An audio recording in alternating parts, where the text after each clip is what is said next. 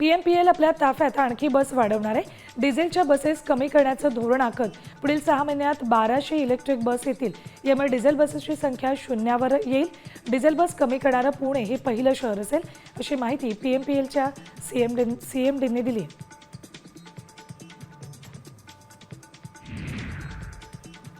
पिंपरीतील संरक्षण विभागाच्या देहू आणि दिघीतील आस्थापनांमुळे बाधित होणाऱ्या मालमत्तांना सामान्य करात 50% सवलत दिली जाईल.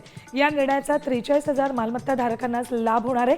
तळवडे, चिखली, निगडी, दिघी, भोसरी संरक्षित हद्दीतील मालमत्तांचा यात समावेश आहे. पुण्याच्या राजगड तालुक्यात महसूल सप्ताहाच्या निमित्तानं कार्यक्रम आयोजित केलेला. शासनाच्या योजना नागरिकांपर्यंत पोहोचवण्यासाठी हा कार्यक्रम होता. यात कृषी अवजारांचं प्रातिनिधिक स्वरूपात वाटप केलं.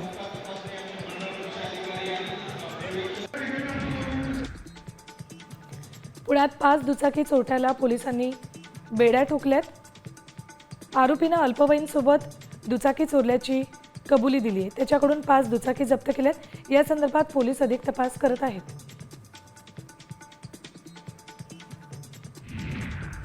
पुण्याच्या भोरमधील गावकऱ्यांनी जलपूजन केलं. भोंगवली गावाला देवडजाई लघुपाट बंधारा पूर्ण क्षमतेनं भरलाय.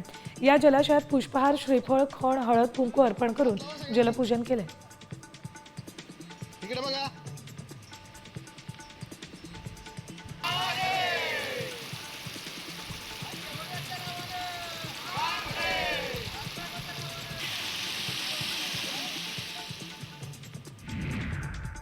आता isakal.com आहे देशातील नंबर 1 ची मराठी न्यूज वेबसाईट. प्रत्येक अपडेटसाठी isakal.com ला नक्की भेट द्या.